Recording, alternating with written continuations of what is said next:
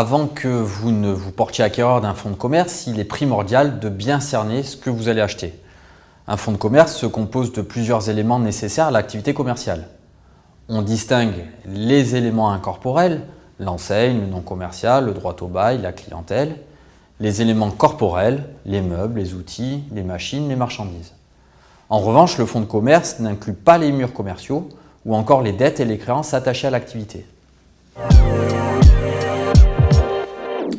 L'estimation est une étape cruciale pour laquelle vous pouvez vous faire accompagner. L'évaluation doit toujours prendre en compte le chiffre d'affaires et les bénéfices, le droit au bail et le loyer, la concurrence environnante, l'emplacement, la situation du commerce. Des règles juridiques et fiscales impératives s'appliquent lors de la promesse de vente et de la vente d'un fonds de commerce. Elles sont destinées à protéger à la fois le vendeur et l'acquéreur. Si certaines informations sont manquantes, la vente sera nulle. Il est préférable de recourir à un professionnel du droit tel que le notaire. L'acte devra forcément indiquer le prix de vente du fonds de commerce, l'état des privilèges et nantissements grevant le fonds de commerce, les chiffres d'affaires et les résultats des 3 dernières années, le nom du précédent vendeur et le prix d'acquisition, les caractéristiques du bail commercial. Dans le cadre de l'achat d'un fonds de commerce, une procédure précise est à suivre.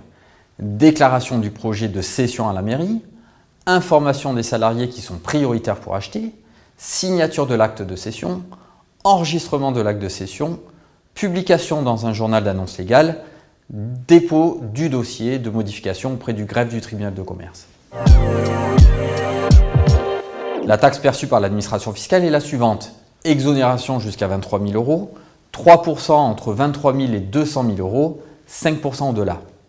À cette taxe s'ajouteront le coût des pièces à demander et les honoraires de votre notaire qui sont libres pour ce type d'acte, pouvant varier suivant la complexité de votre dossier. Dans tous les cas, évitez absolument les contrats signés en vitesse sur un coin de table et les versements d'argent directement entre vous. Dans ce labyrinthe juridique et fiscal, il serait imprudent de s'aventurer sans être bien conseillé. En matière de cession de fonds de commerce, le notaire est un partenaire privilégié. Il conseille, rédige l'acte et assure la sécurité de la transaction. Consultez votre notaire.